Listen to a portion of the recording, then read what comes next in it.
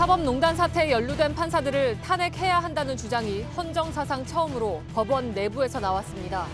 안동지원 소속 판사 6명은 국회 탄핵 절차를 시작하라고 촉구해야 한다며 다음 주 월요일에 열리는 전국 법관 회의에서 이를 공식 안건으로 논의하자고 제안했습니다. 정부와 여당이 한 목소리로 노사정 상생 모델이라고 주장하고 있는 광주형 일자리 정책을 놓고 노동계와 정부가 부딪히고 있습니다. 대표적 당사자가 된 현대차 노조는 광주형 일자리로 지칭되는 저임금 정책을 받아들일 수 없다며 강경한 입장을 유지하고 있습니다. 미국의 한 싱크탱크가 북한의 미신고 미사일 기지 13곳의 위치를 확인했다며 보고서를 공개했습니다. 특히 황해도 삭간몰 미사일 기지의 위성 사진을 여럿 공개했는데 북미 협상을 진전시키기 위한 대북 압박용으로 분석됩니다. 계엄령 문건 수사와 관련해서 합동수사단이 작성했던 사건 기록을 JTBC가 입수했습니다. 조현천 전 기무사령관에겐 계엄 문건을 작성하라고 지시한 것 외에도 박근혜 전 대통령을 지지하는 집회에 개입하고 기무사 자금 3천만 원을 빼돌린 혐의도 적용된 것으로 확인되었습니다. 베이징에 황색 경보가 발령되는 등 중국에서 심각한 스모그 현상이 이어지고 있습니다. 우리나라도 내일부터 서해안 일대를 시작으로 초미세먼지 농도가 높아질 것으로 보입니다. 양진호 한국미래기술회장의 불법 행위를 언론에 제보한 공익 신고자가 양 회장이 30억 원대의 비자금을 조성했다고 주장했습니다. 또 양 회장이 불법 동영상을 올리는 조직을 별도로 운영했다고 했습니다. 경기도에 사는 초등학교 2학년 여자아이가 수학 문제를 틀렸다는 이유로 친아버지에게 폭행을 당해서 엉덩이 등에 멍이 드는 전치 3주의 타박상을 입었습니다. 경찰은 아동학대 혐의에 대한 수사에 들어갔습니다. 비스듬히 기울어진 아파트입니다. 창틀은 하중을 견디지 못하고 휘어졌습니다. 포항 지진 발생한 지 1년이 지났지만 이곳은 당시 모습 그대로입니다. 오늘 밀착 카메라는 지진 발생 1년째 집으로 돌아가지 못하는 주민들을 취재했습니다.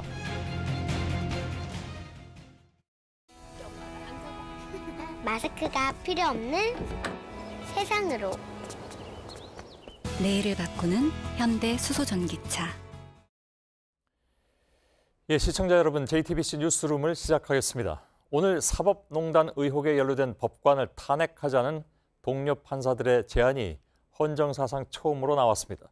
그동안의 사법개혁을 주장하는 목소리는 있어왔지만 동료 법관들을 탄핵해야 한다는 주장이 공식적으로 나오는 것은 사상 처음입니다. 경북 안동지원의 지원장을 포함한 전체 판사 6명이 그 목소리의 주인공들이고 실명으로 제안문까지 썼습니다. 여기에 이름을 올린 한 판사는 저희 JTBC에 판사들이 헌법을 위반한 부분에 대해서 책임을 묻기 위한 제안이라고 밝혔습니다. 강버들 기자입니다. 대구지방법원 안동지원 판사 6명은 재판의 독립을 침해한 행위자에 대해 탄핵 절차를 개시하자고 제안했습니다. 사법농단 수사를 통해 양승태 전 대법원장 시절 법원행정처 등의 재판 개입 정황이 속속 드러났기 때문입니다. 그동안 연루된 의혹을 받는 판사를 탄핵하자는 주장이 정치권과 시민단체 등에서 나온 바 있습니다. 하지만 판사들이 동료인 판사들에 대해 공식적으로 탄핵을 제안한 건 사법 역사상 처음입니다. 안동지원 판사들은 결의문에서 검찰 수사와 재판이 마무리되는 데 시간이 걸리는 데다 형사법상 범죄가 아닌 재판 독립 침해 행위에 대해 아무런 평가를 하지 않으면 사법부가 신뢰를 회복하기 어렵다고 우려했습니다. 또 재판 독립을 침해한 행위가 유죄인지와 무관하게 위헌적이란 점을 스스로 고백해야 한다며 헌법이 정하고 있는 법관 탄핵 절차를 개시해야 한다고 밝혔습니다. 이들은 사법부가 스스로 노력하지 않고 외부 조직의 도움을 받아 신뢰를 회복하려 한다면 방관자일 뿐이라고도 지적했습니다. 그러면서 전국 법원의 대표 판사들이 직접 탄핵 발의안을 결의해달라고 촉구했습니다. 법관 대표회의 측은 다음 주 월요일 예정된 회의에서 10명 이상의 대표가 동의하면 정식 안건으로 논의할 예정이라고 밝혔습니다. JTBC 강버들입니다. 예, 이번 안동지원 판사들의 제안문에는 탄핵 대상에 대한 구체적인 가늠자도 담겨 있습니다. 정부 관계자와 비공개로 만나서 재판 방향을 논의하면서 자문해 주었거나 특정 사건을 담당하는 일선 재판부에 연락해서 재판 방향을 제시한 행위 등입니다. 강현석 기자의 보도입니다. 안동지원 판사들의 탄핵 제안문에는 두 가지 기준이 담겨 있습니다. 먼저 대표적으로 특정 재판에 대해 정부 관계자와 비공개로 만난 뒤 자문을 해준 행위라고 규정했습니다. 이어서 일선 재판부에 연락해 특정한 방향으로 판결해달라고 요구하거나 재판 절차와 관련해 의견을 제시한 행위라고 밝혔습니다. 특히 이 같은 과정에서 행정부와의 원활한 협력을 고려했다면 명백한 재판 침해라고 지적했습니다. 판사들이 제시한 기준에 따르면 지난 5달간의 검찰 수사에서 드러난 강제징용 피해자들의 손해배상 소송 지연, 통합진보당 의원들의 지위 확인 소송 등이 해당됩니다. 검찰은 강제징용 사건의 경우 양승태 전 대법원장 시절 법원행정처가 2013년 12월 김기춘 전 청와대 비서실장이 주재한 회동을 시작으로 외교부 등과 지속적으로 의견을 교환하며 사건을 지연시킨 걸로 보고 있습니다. JTBC 강현석입니다. 우리나라에서 판사가 탄핵된 적은 한 번도 없습니다. 재판의 독립을 보장하기 위해서 요건을 매우 엄격하게 정해놓고 있기 때문입니다. 다음 주 월요일에 대표 판사들 회의에서 탄핵을 촉구하는 목소리의 뜻이 모아질 경우에 탄핵 발의 권한을 가진 국회가 어떻게 나올지 주목됩니다. 취재 기자와 잠깐 더 짚어보도록 하겠습니다. 이가혁 기자가 나와 있습니다. 자, 판사들이 탄핵을 촉구한다고 해서 곧바로 탄핵 절차에 들어간다든가 하는 건 아니잖아요, 물론. 네. 어떤 절차가 거치게 됩니까? 박근혜 전 대통령 탄핵 절차를 보시면 알기가 쉽습니다. 거의 비슷합니다. 국회가 탄핵안을 발의해서 의결을 하면 헌법재판소가 이를 받아서 최종적으로 판단하게 됩니다. 예. 먼저 국회에서는 재적 의원 3분의 1 이상이 동참을 해야 회의 안건으로 올라갑니다. 이를 72시간 이내에 투표에 붙여서 재적 의원 과반이 찬성을 해야 합니다. 예. 국회에서 만약 이제 그렇게 되면 그다음엔 지난번에 그랬듯이 헌법재판소로 가게 되는 거겠죠. 그렇습니다. 국회가 찬성을 하면 법사위원장 명의로 탄핵 의결서를 제출하게 됩니다. 예. 이후에 헌법재판소가 여러 차례 변론과 심리를 거치고 재판관 9명 중 6명 이상이 찬성을 하면 탄핵이 최종 결정됩니다. 예. 결국 이제 헌재가 파면 여부를 최종 판단하게 되는 건데 탄핵이 될 수 있는 요건은 그럼 뭡니까? 네, 헌법 제65조가 법관 탄핵의 근거입니다. 이 공무원이 직무 집행에 있어서 헌법이나 법률을 위배한 때 가능합니다. 이걸 어떻게 해석하느냐가 결국 문제인데요. 판사가 헌법과 법률에 의하여 그 양심에 따라 독립해 심판해야 한다. 이 헌법 103조 조항을 어겼을 경우를 대표적으로 들 수 있습니다. 예. 검찰 수사 결과에 따라서 잘못이 있다면 형사처벌을 받으면 되는 게 아니냐. 이런 의견에 대해서는 그럼 어떻게 봐야 될까요? 사법농단의 핵심 인물들로 거론되는 판사들은 아무런 조치가 없고 이대로 그냥 간다면 내년 2월쯤 인사철에 그대로 퇴직할 수가 있습니다. 이렇게 되면 정상적으로 변호사 개업도 할 수 있고 퇴직연금도 그대로 모두 다 받습니다. 예. 그런데 만약 탄핵을 당한다면 변호사법에 따라서 5년 동안은 변호사 등록을 할 수도 없고 퇴직연금도 줄어듭니다. 예. 이 탄핵이 필요하다고 보는 쪽에서는 이렇게 탄핵에 따르는 불이익을 판사들에게 보여줘서 일선 판사들에게도 이 국민의 신뢰를 무너뜨리면 생존할 수 없다. 이런 경종을 울리는 계기로 삼아야 한다고 주장합니다. 예. 근데 사실 이런 모든 얘기들의 전제가 아까 잠깐 얘기한 것처럼 월요일에 이제 대표 판사 회의에서 이거를 탄핵 의견으로 넘기느냐 아니냐에 달려 있잖아요. 네. 거기가 그렇게 얘기할 것 같습니까? 어떻습니까? 이게 사실 좀 예측하기는 쉽지 않습니다. 당일 회의 분위기를 좀 봐야 알 수 있는데요. 예. 앞서 지난 6월에 전국 법관 대표회의에서는 이번 의혹에 대해서 철저하게 진상조사하고 또 책임 추궁도 철저하게 해달라 이렇게 촉구한 바가 있습니다. 예. 이후에 수사 과정에서 양승태 전 대법원장 시절 이 법원 행정처와 당시 관여 판사들이 이 민낯이 드러나면서 판사들은 매우 실망을 한 경우도 있었는데요. 예. 다만 또 최근 법원 내부에서도 이 검찰의 사법농단 수사에 대해서 부정적인 목소리도 커지고 있는 만큼 결국에 월요일 날 정식 안건으로 상정이 되더라도 치열한 논의가 불가피해 보입니다. 예, 알겠습니다. 이가혁 기자였습니다. 민주당과 노동계의 긴장감이 연일 높아지고 있습니다. 오늘은 이른바 광주형 일자리를 두고서 그렇게 긴장감이 더 높아졌는데 임금 액수를 줄여서 그 대신 일자리를 늘리는 방법이죠. 정부와 여당은 노동계가 광주형 일자리를 받으면 대규모 SOC 예산을 지원하겠다고 했지만 노조 측은 여전히 강하게 반발하고 있습니다. 조익신 기자입니다. 당정이 한 목소리로 광주형 일자리 문제를 꺼내들었습니다. 형편이 더 어려운 노동자들을 고려해서 현대자동차 근로자들께서 대승적으로 협조해 주시기를 부탁드립니다. 더불어민주당은 대규모 투자도 약속했습니다. 협상만 타결되면 우리 민주당과 중앙정부는 광주형 일자리에 필요한 공공주택 건설, 생활편의 시설 등 SOC 투자를 적극 지원하겠습니다. 광주형 일자리는 문재인 정부가 공을 들여온 노사정 일자리 상생 모델입니다. 민주당은 광주형 일자리를 전국으로 확산시키겠다는 계획도 이미 세웠습니다. 군산형 일자리, 부산형 일자리, 울산형 일자리, 경남형 일자리 등 지역 특성에 맞는 경제적 돌파구를 열도록 하겠습니다. 하지만 당사자인 현대차 노조는 총파업까지 결의하며 반발하고 있습니다. 저임금 일자리가 생기면 풍선 효과로 기존 일자리가 사라질 거란 우려 때문입니다. 한편에선 노조의 동력이 떨어진다는 평가도 나옵니다. 탄력근로제 단위기간 확대엔 반대 목소리를 냈던 정의당도 광주형 일자리에 대해선 침묵하고 있습니다. JTBC 조익신입니다. 광주형 일자리라는 것이 무엇인지 생소한 분들도 많이 계실 것 같습니다. 광주형 일자리라는 것이 당정이 강하게 추진하는 이유, 또 노동단체가 결사적으로 거부하는 배경은 또 무엇인지 김나한 기자가 짚어드리겠습니다. 광주 인근 전남 한평군에 빚그린 국가산업단지가 있습니다. 이곳 62만 8천 제곱미터 부지에 경차형 SUV 차량을 연간 10만 대 생산하는 민관 합작 법인을 설립하겠다는 게 광주형 일자리입니다. 자동차 업계의 임금을 줄이고 그만큼 일자리의 숫자를 늘리는 게 핵심 내용입니다. 국내 완성차 업체 5곳의 평균 임금은 2016년 기준 9,213만 원 수준입니다. 그런데 광주형 일자리의 적정 임금은 연 4천만 원 수준으로 논의되고 있습니다. 향후 조정이 이뤄질 여지는 있지만 기존의 절반 수준인 겁니다. 이 연봉은 낮지만 정부와 광주시가 주거, 육아, 여가 생활 등 생활 기반과 복지를 제공하겠다는 게 광주형 일자리입니다.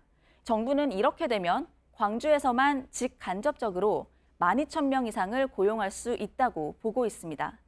정부 여당이 광주형 일자리를 강하게 밀어붙이는 이유, 최악이라 평가받는 고용 상황 때문입니다. 올해 1월에서 9월까지의 실업자 수는 최근 19년 중 가장 많은 111만 7천 명 수준입니다. 하지만 민주노총은 초헌법적인 조치라며 완강하게 반대 입장입니다. 임금 수준을 대폭 낮춰야 하는 데다 다른 지역까지 고려하면 일자리가 도리어 줄어들 수 있다는 게 이유입니다. 한국노총은 협의에 참여는 하고 있지만 연봉 수준과 적정 근로시간을 두고 사측과 이견을 보이고 있습니다. SOC 예산 반영 등을 감안할 때 광주형 일자리의 데드라인은 사실상 오는 15일입니다. JTBC 김나한입니다. 예, 이 광주형 일자리를 놓고 당정이 팔을 이렇게 걷고 나섰지만 현대차 노조는 반발의 강도를 높이고 있습니다. 광주형 일자리는 노동자의 임금을 하향 평준화시키는 이른바 반값 노동이고 과잉 설비로 자동차 산업도 위기를 맞을 수 있다는 주장입니다. 박영우 기자입니다. 민주노총 금속노조 조합원들이 청와대를 찾았습니다. 여권에서 추진 중인 광주형 일자리 사업 중단을 촉구하기 위해서입니다. 뻔한 실패를 두고 정부와 기업들이 7천억을 투자한다는 어리석은 짓은 지금 즉각 중단할 것을 촉구합니다. 이어 현대차 본사로가 사업 추진에 반대한다는 내용의 서한을 전달했습니다. 현대차 노조는 앞서 6일 울산 공장에서 집회를 연 뒤 반발 수위를 점차 높이고 있습니다. 노조는 광주형 일자리 사업이 무리하게 추진될 경우 자동차 산업에 큰 부작용을 일으킬 수 있다고 주장합니다. 광주 공장에선 연 10만 대의 경차를 생산할 계획입니다. 하지만 국내 경차 시장은 지난해 기준으로 총 14만 대에 불과해 과잉 생산이 불가피하다는 겁니다. 이 경우 다른 공장의 일감이 줄고 연쇄적인 구조조정으로 이어질 수 있다는 우려입니다. 또 광주 공장 노동자들이 받을 이른바 반값 연봉도 전체 노동자의 임금 수준을 끌어내릴 수 있다는 주장입니다. 현대차 노조는 광주형 일자리 협약이 체결될 경우 총파업에 나서겠다며 정부와 회사를 동시에 압박하고 있습니다. JTBC 박영우입니다. 지난주에 고위급 회담이 취소되는 등 북미 간의 교착 국면이 이어지고 있는 가운데 북한의 탄도미사일이 새로운 쟁점으로 떠올랐습니다. 미국의 한 싱크탱크가 북한의 미신고 미사일 기지 13군데의 위치를 확인했다고 보고서를 공개했습니다. 싱가포르 정상회담 뒤에 북한이 비밀 우라늄 농축 활동을 계속한다는 것이 논란이 됐던 것처럼 협상 압박용으로 보이고 있습니다. 워싱턴 정효식 특파원입니다. 워싱턴의 CSIS 전략국제문제연구소는 북한의 약 20곳의 미신고 미사일 운영기지 중 13곳을 확인했다고 밝혔습니다. 그러면서 황해도 삿간몰 미사일 기지의 위성사진 10여 장도 함께 공개했습니다. 7개 터널 지하시설과 9개에서 18개의 이동식 발사대를 갖춘 1개 연대 또는 여단급 부대라는 설명을 덧붙였습니다. 뉴욕타임스는 CSIS보다 3곳 많은 16개의 비밀 미사일 기지가 확인됐다며 거대한 사기극이라고 표현했습니다. 에드 마키 민주당 상원 의원은 김정은 정권이 핵무기와 탄도미사일 프로그램을 중단, 후퇴하는 구체적 가시적 조치를 할 때까지 2차 정상회담은 할 수 없다고 비판했습니다. 삿간몰은 2016년에만 김정은 위원장이 3차례 단거리 미사일 발사를 참관하면서 우리에겐 알려진 곳입니다. 지난 7월 후속 회담이 열리지 않자 우라늄 농축과 ICBM 생산이 미국 언론에 공개됐던 것처럼 협상 교착 국면에서 대북 압박용이 아니냐는 분석이 나옵니다. 미 국무부는 탄도미사일 프로그램 폐기도 김 위원장의 약속이라고 했습니다. 워싱턴에서 JTBC 정효식입니다. 이 CSIS의 보고서에 대해서 정부는 이미 정부가 다 상세히 파악하고 있는 내용이고 새로울 것이 없다, 이런 입장을 냈습니다. 정부의 입장이 맞는 것인지도 궁금하고, 또 북미 간의 이른바 기싸움이든 협상 전략이든 지금과 같은 국면에서 미국 조야에서 나오는 북한 관련 정보들이 그 어떤 정치적 맥락을 갖고 있는 것이라면 이럴 때 더욱 중요한 것은 사실관계인 것으로 보여서 이 보고서가 지적한 문제점을 하나하나 짚어봤습니다. 신진 기자입니다.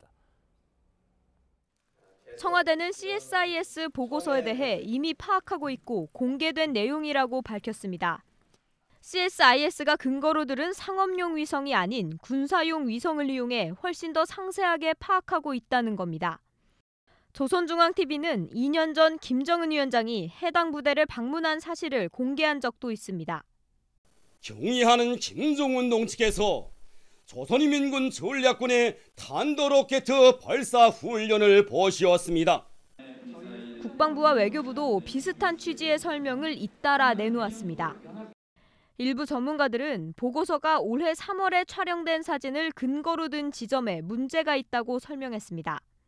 외교부 당국자는 8개월 전에 찍은 사진을 근거로 든 것은 의문이라고 말했습니다. 또 다른 전문가는 판문점과 싱가포르 회담이 열리기 이전에 찍힌 사진을 최근 움직임으로 보는 것은 문제가 있다고 설명했습니다. 보고서에서 언급한 움직임만으로는 미사일 개발로 연결시키기에 무리가 있다는 의견도 나왔습니다. 부품을 이동시키거나 엔진 실험장이 새로 만들어진 장면이 포착된 게 아니라는 겁니다. CSIS가 제시한 13곳 중 삿간몰을 제외한 나머지 12곳은 아직 알려지지 않았다는 점에서 주목해야 한다는 시각도 있습니다. CSIS 보고서도 구체적인 내용을 제시하지는 못했지만 한미 정보당국이 파악하지 못했던 곳이라면 미국 당국이 북한 측에 설명을 요구할 가능성도 커 보입니다. JTBC 신진입니다.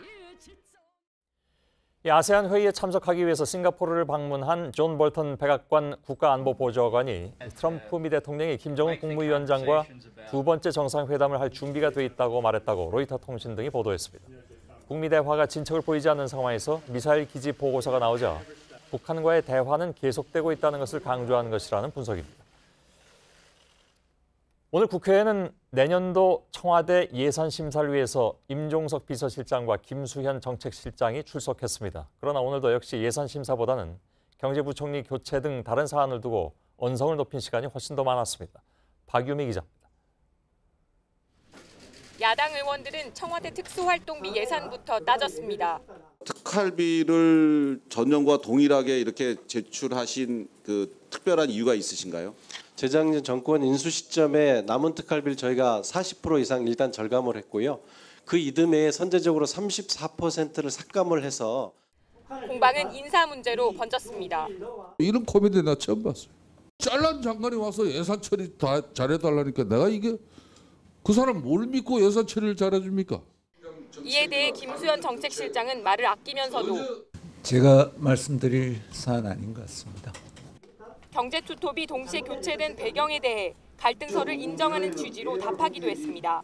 외람된 표현입니다만 조금 효율성이 떨어지는 상황에 오지 않았나, 이렇게 분위기를 더 맞춰서 이렇게 갈 수도 있었지 않나 하는. 김 실장은 또 앞으로 경제 원톱은 경제부총리임을 재차 강조했지만 아무래도 경제부총리는 경제 운용에 있어서는 저는 책임자라고 명확하게 말씀드릴 수 있을 것 같습니다. 다만 저는 국정 전반의 관점에서 대통령의 뜻을 전하고 경제 상황에 대해선 소신을 분명히 밝혔습니다. 지금 우리 경제가 침체 국면에 접어든 거 아닙니까? 뭐 침체라거나 위기라든가 이런 표현을 쓸다. 근데 우리가 이게 침체든 아니든 어떤 표현을 쓰든 정부가 준비하는 자세는 훨씬 엄중하게. JTBC 박유미입니다. 예, 오늘 김성태 한국당 원내대표 또 김관영 바른미래당 원내대표가 기자회견을 열고 대통령의 사과와 조국 민정수석의 해임을 요구했습니다. 대통령과 원내대표들이 만나서 협치를 약속한 지 나흘 만에 국회 동의 없이 환경부 장관을 임명하는 등 청와대가 약속을 저버렸다는 주장입니다. 정정문 기자입니다. 오늘 오전 야당 원내대표들은 예정에 없던 기자회견을 자청했습니다.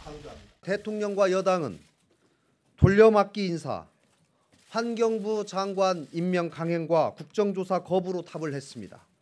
청문 보고서 채택이 무산된 조명래 환경부 장관에게 임명장을 준 걸 강하게 비판했습니다. 조국 민정수석을 해임하라고도 했습니다. 청와대 민정수석은 인사검증에 책임을 물어서 반드시 문책 조치가 이루어져야 합니다. 예산안 심사 기간인데 경제부총리와 청와대 정책실장 등 경제투톱을 모두 교체한 건 국회를 무시한 처사라고 했습니다.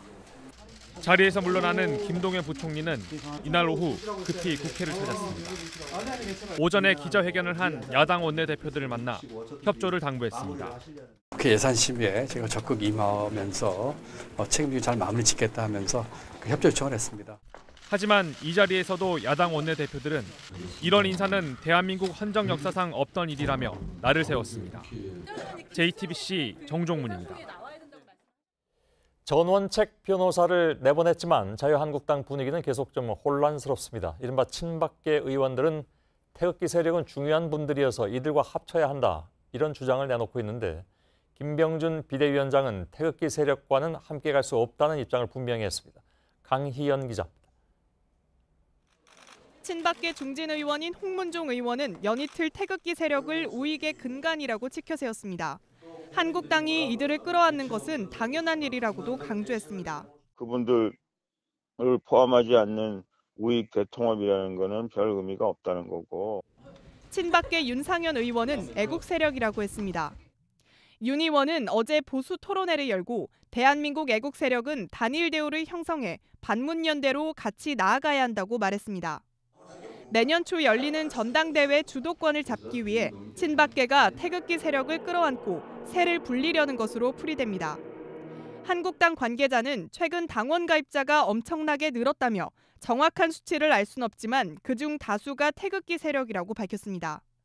인적 쇄신을 내건 한국당 현 지도부는 태극기 세력과 함께할 수 없다는 입장입니다. 이분들을 한 그릇에 담기가 굉장히 힘이 든다. 한 그릇에 담으면 그 그릇이 다시 깨질지도 모른다. 그러나 비대위의 혼란을 틈타 태극기 세력을 껴안자는 목소리는 갈수록 커질 것으로 보입니다. JTBC 강연입니다. 박근혜 전 대통령 탄핵 정국 당시에 계엄령 문건 작성을 지시한 혐의를 받고 있는 조현천 전 기무사령관이 기무사 요원을 동원해서 박 전 대통령 옹호 집회를 열고 광고까지 낸 것으로 나타났습니다. 이와 같은 내용은 JTBC가 입수한 계엄 문건 수사 기록을 통해서 확인됐는데 조 전 사령관이 기무사 돈 3천만 원을 빼돌린 혐의도 드러났습니다. 유선희 기자의 보도입니다. 군검 합수단이 작성한 계엄 문건 사건 기록입니다. 조현천 전 기무사령관을 고발한 참여연대를 통해 입수한 이 문건엔 군 형법상 정치관여 혐의가 적혀 있습니다. 조 전 사령관이 개헌 문건 작성 넉 달 전인 2016년 10월부터 2개월 동안 기무사 요원들을 동원해 계획적으로 박근혜 전 대통령 지지 집회를 18번 열고 칼럼, 광고를 54번 게재했다는 겁니다. 촛불 집회가 열리고 탄핵 여론이 거세던 때입니다. 탄핵 여론이 일자 정권을 옹호하는 집회를 열고 탄핵 심판이 임박해서는 개헌 문건을 작성하도록 한 겁니다. 사드 배치 논란이 일던 2016년 7월 기무사 인력과 자금 3천만 원을 투입해 사드 배치 찬성 의견을 유포한 사실도 새롭게 드러났습니다. 조 전 사령관은 2016년 초 당시 참모장을 통해 기무사 예산 3천만 원을 현금화하고 이를 빼돌려 다른 곳에 쓴 업무상 횡령 혐의도 받고 있습니다. 합수단은 예산 집행 내역 등 증거를 확보해 당시 참모장을 조사한 결과 조 전 사령관의 지시가 있었다는 진술을 확보했습니다. JTBC 유선입니다. 예, 한 가지만 더 살펴보죠. 그렇다면 개헌 문건은 과연 조현천 전 사령관이 독자적으로 만들어낸 것인가? 남은 의문이죠. 그런데 합수단은 청와대 육군본부 기무사가 유기적으로 움직인 정황을 포착했습니다. 서복현 기자입니다. 합수단은 이번 수사에서 개헌 문건과 당시 청와대 육군본부의 움직임에 공통점이 있다는 걸 확인했습니다. 2016년 10월 청와대는 김관진 전 안보실장 지시로 북한의 급변에 대비해 개헌 문건을 만들었는데 계엄 사령관을 육참총장으로 하고 국회의 계엄 해제를 막는 방안이 담겼다는 겁니다. 육군본부도 박근혜 전 대통령 탄핵 심판이 진행 중이던 2017년 2월 계엄 사령관을 육참총장으로 하는 직제 변경을 검토했습니다. 이후 작성된 계엄 문건에 담긴 내용들입니다. 조 전 사령관과 한민구 전 국방장관의 동선도 파악됐습니다. 조 전 사령관의 경우 수상한 동선의 청와대 방문, 김 전 실장과의 만남은 물론 황교안 전 권한대행의 공식 행사에도 4차례 참석한 것으로 조사됐습니다. 한 전 장관도 문건을 보고받기 전후에 청와대를 2차례 방문했습니다. 합수단은 김우 사령관은 필요시 대통령의 직보를 한 만큼 박 전 대통령과 계엄에 대해 교감했을 가능성도 배제할 수 없다고 했습니다. 계엄 문건에 대해선 실행됐을 경우 국헌문란 목적이 인정될 소지가 있고 폭동에 해당할 수도 있다고 설명했습니다. JTBC 서복현입니다. 네, 베이징 일대 중국 수도권의 초미세먼지가 오늘 하루 내내 더 나빠지고 있습니다. 일부 지역에선 국제 기준의 10배에 달하는 오염지수가 관측됐습니다. 오는 목요일 오후까지 나아지지 않을 걸로 예보돼서 한반도에 얼마나 심각한 영향을 줄지 걱정입니다. 베이징 신경진 특파원입니다. 베이징시가 어젯밤 11시를 기해 대기오염 황색경보를 발령했습니다. 최고오염 기준인 적색경보 아래 단계입니다. 발해만에 인접한 텐진시는 오늘 오후 3시를 기해 응급조치를 지시했습니다. 공장 조업을 중단하고 오염 차량 운행을 중지시켰습니다. 중국 당국의 관측 사이트는 베이징 일부 지역의 초미세먼지 PM2.5 수치를 세제곱미터당 252마이크로그램으로 발표했습니다. 엄중 오염 단계에 이르는 수치입니다. 来了北京之后，第一个感觉就是我嗓子很不舒服，对，希望就是能有一天雾霾能不见，对。 중국 당국은 북부 지방의 난방 개시, 일부 농촌 지역의 개별 난방, 공장과 디젤 차량을 스모그 원인으로 지적했습니다. 베이징 등 수도권 지역 등에서 15일부터 공식 난방이 시작되면 상황은 더 악화할 가능성이 있습니다. 습도가 높고 대기 정체가 맞물리면 오염지수가 급상승할 수 있다는 겁니다. 베이징에서 JTBC 신경진입니다. 아침까지만 해도 먼지 걱정 없을 거라던 예보가 뒤늦게 고쳐졌습니다.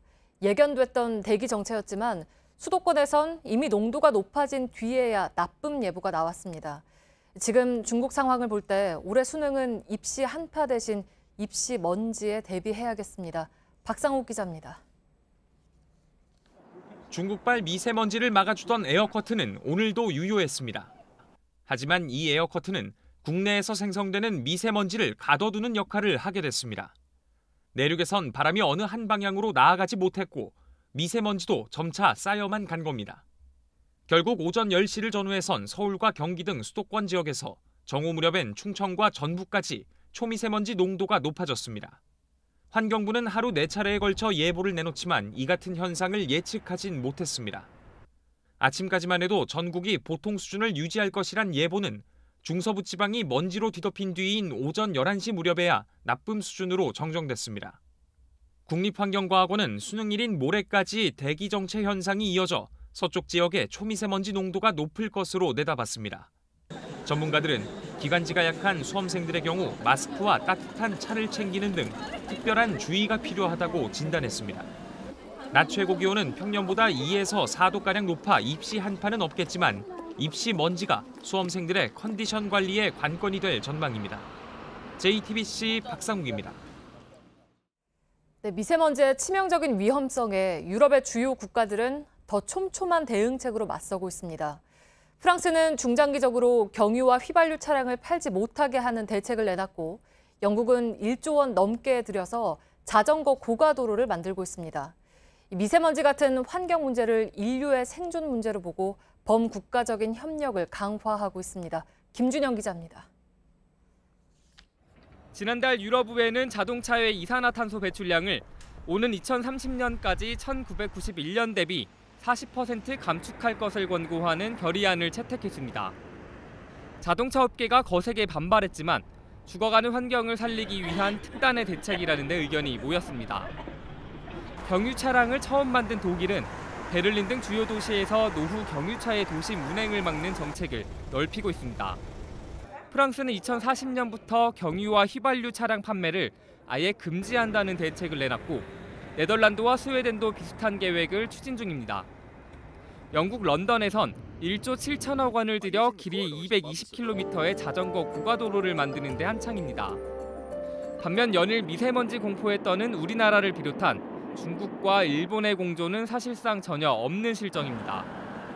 지난 6월 한국과 중국이 연 환경협력센터는 아직 운영 세부 계획조차 만들지 못했습니다.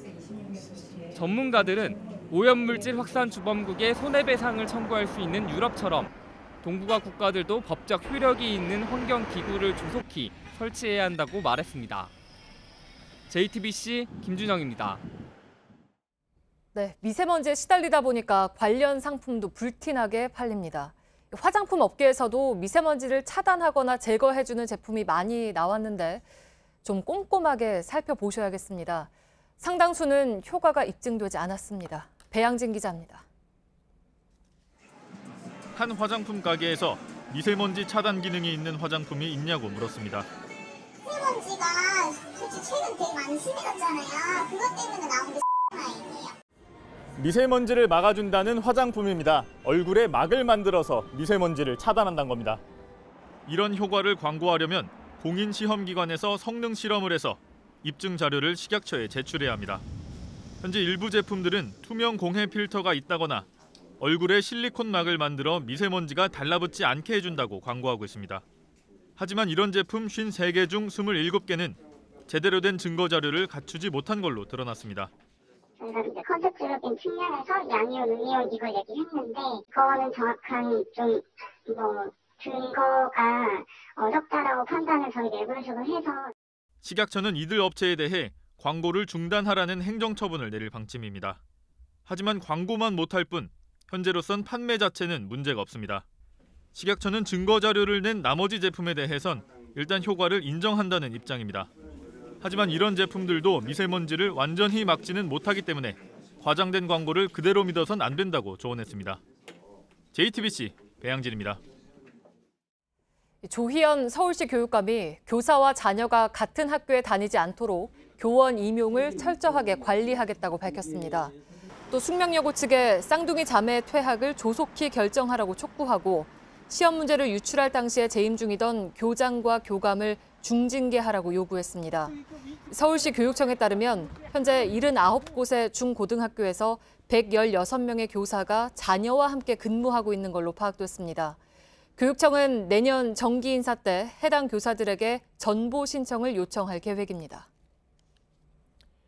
양진호 한국미래기술회장의 불법 행위를 언론에 제보한 공익신고자가 기자회견을 하고 추가 폭로에 나섰습니다. 양 회장 회사에서 임원으로 재직하고 있는 이 남성은 양 씨가 30억 원대의 비자금을 조성하고 불법 동영상을 올리는 조직도 운영했다고 주장했습니다. 그런데 이 제보자에 대해서도 문제가 제기되기도 했습니다. 먼저 문상혁 기자입니다.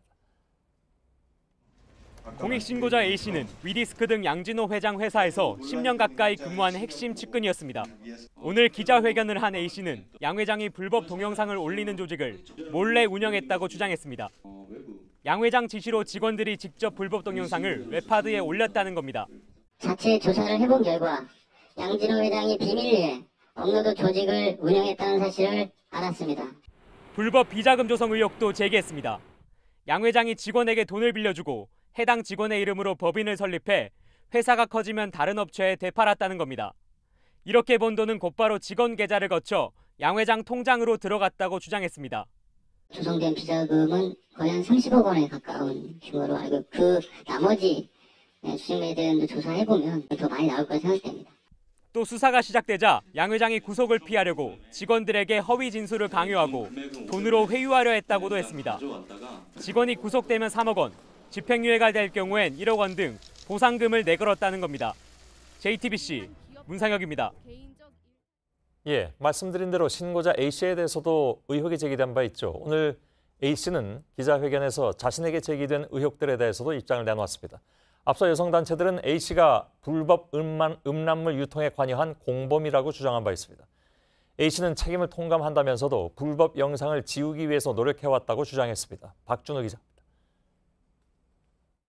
양 회장 비리를 폭로한 A씨는 웹하드 업체들의 데이터베이스를 관리하고 검열하는 뮤레카라는 회사의 법무이사를 지낸 바 있습니다. 지금은 양 회장이 실제 주인으로 알려진 위디스크와 파일놀이의 지분 100%를 소유한 한국인터넷기술원의 임원이기도 합니다. 이런 이력 때문에 지난 6일 여성단체들은 A씨도 불법 음란물을 유통한 이른바 웹하드 카르텔의 공범이라고 주장했습니다. 언론사와 법조계, 정치권에 뻗어있는 인맥과 진보 진영 활동 경험을 활용해 웹하드 업체의 불법성을 보호해왔다. A씨는 오늘 회견에 참석한 여성단체 관계자들 앞에서 공범 의혹에 대해 디지털 성범죄 영상을 지우기 위해 노력해왔다고 주장했습니다. 디지털 성범죄 영상이 유통되지 않도록 했어야 하는데 보다 적절로 하지 못해 많은 피해자들에게 고통 드린 점에 대해 깊이 반성하고 사과드립니다. A씨는 이번 내부 고발은 디지털 성범죄 영상에 대한 문제를 해결할 방법을 모색하기 위한 것이라고 했습니다. 또 웹하드 업계뿐 아니라 인터넷 사이트에서 디지털 성범죄 영상이 근절되는 계기가 되기를 희망한다고 말했습니다. JTBC 박준우입니다. 양진호 회장의 대마초 흡연 의혹도 꼬리를 물고 번지고 있습니다. 국내 회사 수련회뿐만이 아니라 필리핀에서도 대마초를 피웠다는 겁니다. 경찰은 상습범으로 보고 수사를 확대하고 있습니다. 공다섬 기자입니다. 양진호 회장은 2013년 무렵 필리핀에서도 대마초를 흡연한 것으로 파악됩니다. 양 회장 측은 오래된 일이라 자세히 기억하지는 못하지만 경찰 조사에서 흡연한 사실은 인정한 것으로 안다고 말했습니다. 경찰은 양 회장이 다른 곳에서도 대마를 피웠는지와 함께 공급책도 추적하고 있습니다.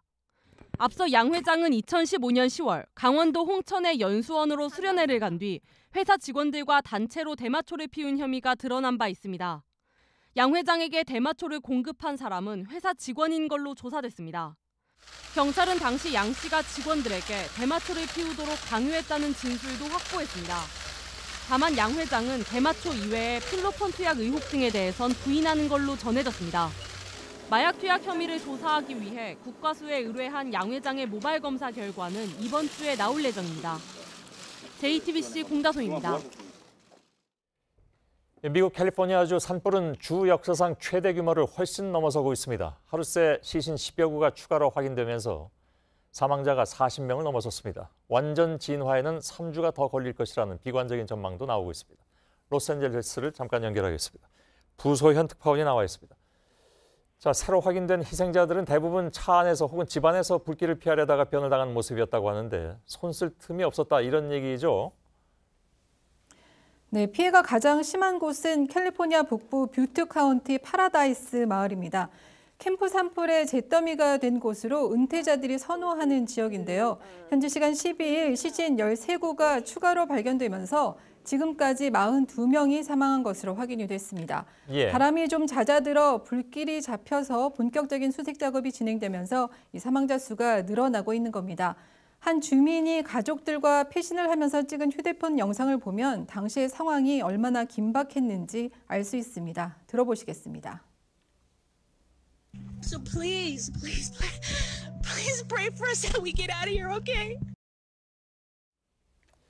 예, 어제 보도해드린 것처럼 이른바 이제 악마의 바람으로 불리는 산타애나 강풍 때문에 진화가 쉽지 않다 이런 얘기입니까? 네, 이 산타애나 강풍은 수년째 가뭄에 시달리고 있는 캘리포니아를 위협하는 말 그대로 악마의 바람입니다. 시에라네바다 산맥을 넘어 사막을 지나온 고온 건조한 바람으로 최대 시속이 100km를 넘었습니다. 소방관들도 진입할 수 없을 정도였고 불씨가 예측할 수 없는 방향으로 튀었습니다. 바람이 조금 잦아들고 있다고는 하지만 여전히 110km가 넘는 돌풍 가능성 때문에 낙관하기에는 아직 이릅니다. 예, 캘리포니아 남부 산불은 말리부라든가 LA 인근의 부촌에도 큰 피해를 입혔다고 들었습니다. 유명인들 집들도 포함이 되어 있고요. 네, 남부에서 발생한 대형 산불이 두 개인데요. 말리부의 울시 산불과 벤츄라 카운티의 힐 산불입니다. 특히 해안 도시인 말리부는 할리우드 스타를 포함해서 유명인들의 대저택이 많은 부촌입니다. 영화 300의 주연 배우죠. 제러드 버틀러는 폐허가 된 집 앞에서 찍은 사진을 인스타그램에 올렸고 가수 마일리 사이러스도 집이 타버렸다는 트윗을 올렸습니다. 가수 레이디 가가, 배우 킴 카다시안 등은 소셜미디어에 긴박한 대피 상황을 전하기도 했습니다. 예. 2명이 희생되고 저택 등 건물 450여 채가 전소됐습니다. 예. 교민들 피해도 혹시 파악이 됩니까? 이 벤츄라 카운티 지역에 사는 교민과 제가 통화를 시도를 해봤는데 산불이 난 지 10시간도 채 지나지 않아서 불이 번졌다 이렇게 말씀을 하셨습니다. 그리고 차를 타고 급히 피신했다면서 가슴을 쓸어내렸습니다. 말리부 지역 페퍼다인 대학에는 한인 학생들도 많이 있는데요. 학교 캠퍼스가 피해를 입은 상태여서 이번 달 말까지 임시 폐교를 결정했습니다. 현지 교민들의 얘기를 종합을 해보자면 아직 확인된 한인 인명피해는 다행히 없습니다. 예. 화재 원인으로 전력회사가 조사를 받고 있다는 건 어떤 내용인가요? 이 북부 캠프 산불과 남부 말리부 산불의 원인이 전력회사 시설 고장 때문이라는 보도가 나왔습니다. 북부 산불이 시작된 지역의 한 주민은 산불이 나기 하루 전 전력회사가 전기선이 불꽃을 일으켜서 직원 방문이 필요하다는 이메일을 보내왔다고 현지 언론에 전했습니다. 말리부 산불 지역에서도 산불이 나기 전에 전력 시설 고장이 보고된 것으로 드러났습니다. 현지 당국이 두 전력회사 조사에 나선 상태입니다. 캘리포니아 산불은 고온 건조한 날씨로 자연 발화되기도 하지만 방화와 전력시설 문제도 주요 원인으로 지적이 되었습니다. 이번 북부 산불 지역 전력회사인 PG&E는 지난해 10월 캘리포니아 북부 와인 산지를 뒤덮었던 산불 원인을 제공한 회사로 최소 25억 달러, 우리 돈 2조 8천억 원을 배상해야 하는 처지에 놓여 있습니다. 예, LA에서 부소연 특파원이었습니다.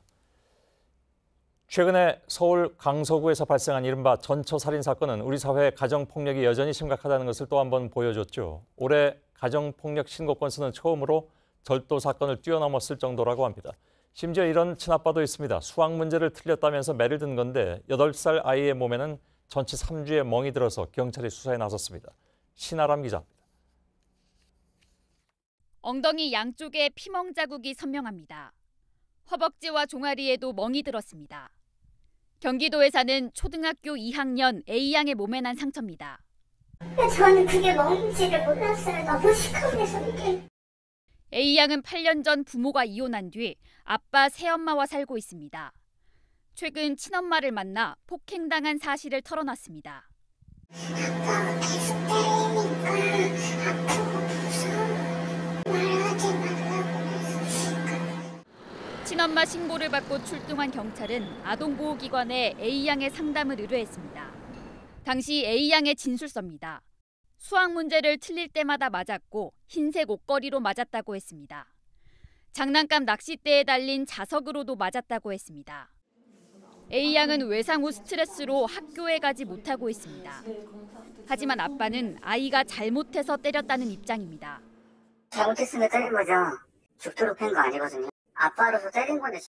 법원은 최근 아빠에 대해 딸에게 접근하지 말라는 명령을 내렸고 경찰도 이번 주 아빠를 불러 아동학대 여부를 조사할 방침입니다. JTBC 신아람입니다. 우유주사로 불리는 프로포폴은 환각성이 강해서 처방 후에 남은 양을 철저히 관리하도록 규제하고 있습니다. 그런데 민간이 아닌 국군병원에서도 군의관들이 프로포폴을 사용한 후에 제대로 반납하지 않은 사례들이 확인됐습니다. 한 군의관이 8차례나 반납하지 않은 등 사태가 심각한 것으로 드러나면서 군사령부에서 감찰에 나섰습니다. 황예린 기자입니다. 지난해부터 올해 7월까지 국군 강릉병원에서 사용한 프로포폴 기록입니다. 군의관 김모 씨가 프로포폴을 사용한 후 8차례에 걸쳐 남은 양을 반납하지 않았습니다. 국군 부산병원의 군의관이었던 이모 씨도 4번의 수술 이후 잔여량을 돌려주지 않은 것으로 확인됐습니다. 이렇게 국군병원에서 프로포폴을 반납하지 않은 경우는 모두 14건. 마약류의 경우 사용 후 반드시 잔여량을 신고하고 폐기해야 합니다. 특히 우유주사로 불리는 프로포폴은 오남용할 경우 환각 등의 증세가 나타나 관련 사고도 잇따르고 있습니다. 취재에 들어가자 국방부 측은 잔여 마약류의 경우 보고사항이 아니라면서도 뒤늦게 감찰에 나섰습니다. 입안납건은 병원에서 상부에 보고하기 전까지는 그게 사고로 인지가 되지 않기 때문에 그래서 이번에 이제 이 과정에서 인지가 돼서 이제 감찰을 하는 거라. 하지만 지난 6월 국군 대전병원에서는 마약류인 페치딘의 잔여량이 분실돼 감찰에 나선 바 있습니다. 당시 프로포폴에 대해선 조사를 하지 않은 셈입니다. 미반납에도 넘어가게 되면 그 의료진 자체가 이제 또 빼려고 하는 충동이 생길 수도 있고 뭐 다른 사람이 인지를 하게 되면 이제 그만큼 이제 위험해지는 거죠. 군사령부는 내일 감찰 결과를 바탕으로 수사 의뢰할 예정이라고 밝혔습니다. JTBC 황예린입니다. 내년에 서울과 세종시에 자치경찰이 생깁니다. 지금은 경찰청장 아래 하나의 조직으로 묶인 경찰이 이원화되는 것입니다. 2022년까지 전체 지자체로 확대되는데 혹시 치안 공백이나 지역 격차가 생기지 않을지 우려되기도 합니다. 이수정 기자입니다. 가정폭력으로 배우자를 고소하려면 지금은 관할경찰서에 고소장을 접수해야 합니다. 하지만 내년 하반기부터는 서울이나 세종에선 자치경찰대로 가야 합니다. 내년부터 자치경찰제가 시범 시행되기 때문입니다. 지자체별로 자치경찰본부와 자치경찰대가 생기고 기존 지구대와 파출소는 전부 자치경찰 소속으로 바뀝니다. 자치경찰은 가정폭력과 성폭력, 교통, 생활안전 등 민생 치안에 밀접하게 관련된 업무를 맡습니다. 2022년까지 전국 경찰 12만 명 중 36%인 4만 3천 명이 자치경찰로 바뀝니다. 새 제도에 대해 가장 큰 걱정은 치안 공백은 없을 것이냐는 겁니다. 정부는 일단 112 센터는 국가경찰이 운영하되 자치경찰이 파견돼 함께 살인과 폭행 등 주요 사건에 공동으로 초동 조치를 하기로 했습니다. 지역별 치안 격차가 생기지 않도록 2022년까지는 국가가 예산을 지원하고 이후 경찰교부세를 신설할 계획입니다. 또 자치경찰이 단체장 입맛대로 휘둘리는 것을 막기 위해 감독권을 단체장이 아닌 자치경찰위원회에 주기로 했습니다. 단체장은 위원회에서 복수 추천한 자치경찰본부장과 대장 선임권만 갖습니다. 하지만 여전히 국가경찰이 지나치게 비대하다는 비판이 나오고 있습니다. JTBC 이수정입니다. 네, 소주나 맥주를 맛깔나게 마시는 소리를 듣거나 그 모습을 보면 술이 당기기 마련이죠. 보건당국이 이런 광고를 못하게 규제하겠다고 밝혔습니다. 음주가 본인의 건강만 해치는 게 아니라 음주운전이나 주취폭력 같은 사회적인 피해를 일으킨다는 이유입니다. 금주 구역도 법으로 정하고 표준 술잔도 정하기로 했습니다. 이상화 기자입니다.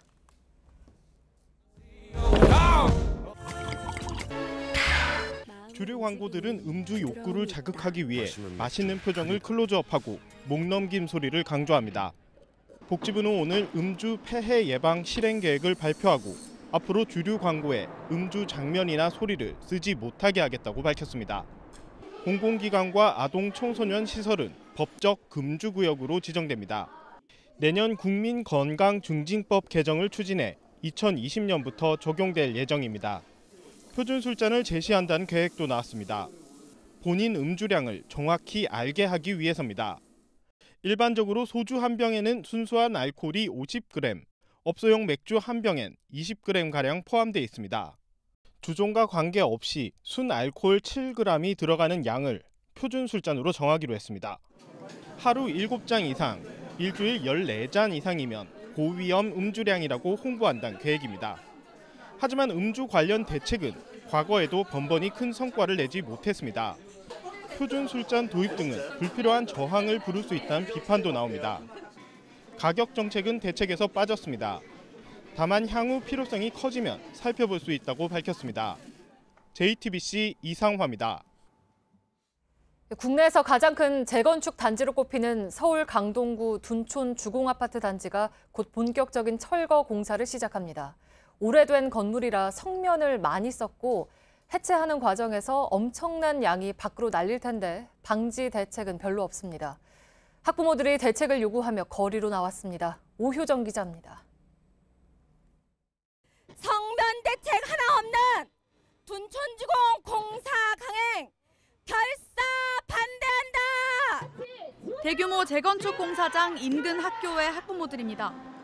조만간 성면 해체 공사가 시작되지만 아무런 안전 대책이 없어 피켓을 들었습니다. 축구장 72개 크기의 부지 주변에는 9개의 학교가 들어서 있습니다. 성면 공사를 앞두고 일부 학교는 아예 휴교에 들어갔지만 아직 아무런 대책이 없는 학교도 있습니다. 제가 서 있는 이곳의 왼쪽이 학교, 그리고 오른쪽이 공사장입니다. 대규모 성면 해체 공사가 시작되면 성면이 학교까지 날릴 수 있지만 아직까지는 이 가림막이 전부입니다. 공사장과 불과 2.5m 떨어진 급식실에선 창문 하나를 두고 음식을 조리합니다. 학생들이 공부하는 자습실과도 가깝지만 공기청정기도 없습니다. 학부모들은 답답합니다. 서로 책임 떠넘기기만 하고 있는 상황이거든요. 구청은 조합에, 조합은 교육청에, 교육청은 또 다시 조합에. 학부모들이 성면 감시단을 꾸렸지만 구의회는 인원을 절반으로 줄였습니다. 논란이 커지자 구청은 감시단 인원을 다시 늘리겠다고 밝혔습니다. JTBC 오효정입니다. 한 유대인 단체가 방탄소년단의 모자와 티셔츠에 문제가 있다고 주장했습니다. 모자는 3년 전에 출간된 화보집을 촬영할 때 쓴 소품이었습니다. 방탄소년단의 팬들은 일본의 우익 세력과 그에 동조하는 세력의 주장일 뿐이라고 맞섰습니다. 방탄소년단은 오늘부터 일본 4개 도시를 도는 콘서트를 시작했습니다. 백종훈 기자입니다. 미국 로스앤젤레스 등에 사무소를 둔 유대인 단체 사이트입니다. 이 단체는 11일 성명을 내고 방탄소년단의 의상을 비판했습니다. 이 단체는 방탄소년단이 3년 전 나치 문양이 포함된 모자를 썼다고 주장하며 인터넷 링크를 올렸습니다. 이 사진은 당시 실수로 화보 촬영 때 착용했다며 사진을 내리고 사과해 일단락됐던 것으로 전해졌습니다. 이 유대인 단체는 또 일본 극우 세력이 문제 삼은 티셔츠도 거론했습니다. 지난해 멤버 지민이 입은 광복절을 기념한 티셔츠엔 대한민국과 애국심, 해방이란 단어 등과 원폭 사진이 인쇄돼 있었습니다. 영국 가디언은 이 유대인 단체의 주장과 일본 방송사의 방탄소년단 출연 취소 논란을 자세하게 보도했습니다. 서경덕 성신여대 교수는 일본 극우 세력 등이 발목 잡기를 하는 것이라고 해석했습니다. 공연 현장을 지키던 방탄소년단의 팬들은 극우 세력의 흠집내기라는 우려를 드러냈습니다. ただの T シャツのデザインだし、あれは韓国の独立をデザインしたものだと思うので関係ない。 방탄소년단은 13일과 14일 도쿄돔 공연을 시작으로 일본 4개 도시 순회 공연을 갔습니다. 방탄소년단은 지난 7일 발매한 싱글 앨범으로 일본 오리콘 주간 싱글 차트 1위를 기록했습니다. JTBC 백종훈입니다. 스파이더맨이랑 헐크랑 싸우면 누가 이기나요? 스탠리가 이깁니다. 인터넷 속 유머지만 과연 스탠리가 누구길래 궁금증이 생기는데요. 스파이더맨, 아이언맨, 헐크 같은 영웅의 이야기를 만들어낸 원작자입니다. 스탠리는 자신이 원작을 쓴 영화에 40번 넘게 카메오로 출연하기도 했는데요. 영웅들의 아버지를 찾아내는 일이 팬들에겐 또 하나의 즐거움이었습니다. 스탠리의 손끝에서 탄생한 수많은 슈퍼히어로들, 한국에서도 그 인기가 대단했죠. 지금까지 1억 명 넘는 한국 관객이 극장을 찾았습니다. 히어로들과 함께 영원할 것만 같았던 스탠리가 96의 나이로 세상을 떠났습니다. 권근영 기자가 전해드립니다.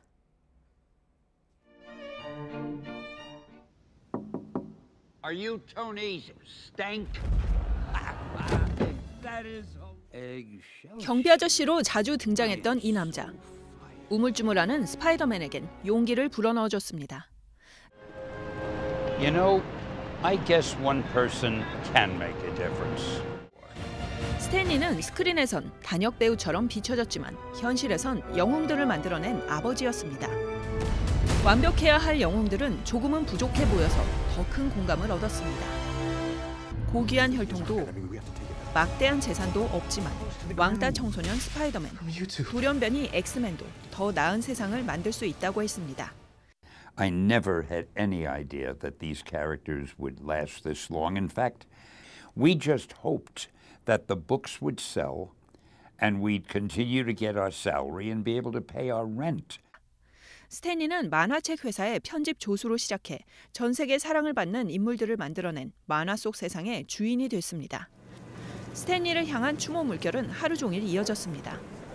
영화 속 아이언맨을 맡은 배우 로버트 다우니 주니어는 스탠리에게 모든 걸 비쳤다고, 울버린 역의 휴 잭맨은 스탠리의 유산을 연기해 영광이었다고 말했습니다. 소셜미디어에 남은 메시지처럼 스탠리는 96년의 인생을 마치고 더 높이 올라갔습니다.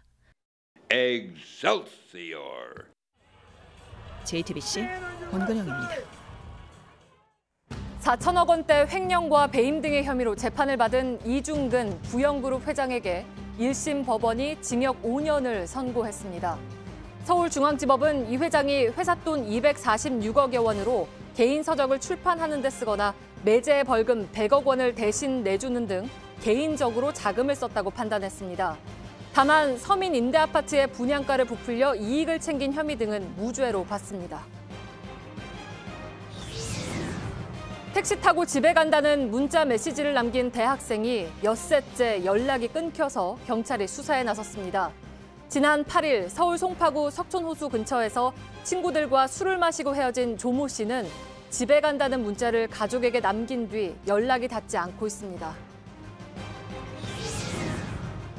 택시 요금 인상을 추진하고 있는 서울시가 이틀 뒤인 오는 15일부터 그동안 자치구가 해오던 택시 승차 거부 단속을 직접 실시하고 승차 거부 삼진 아웃제도 엄격히 적용하기로 했습니다.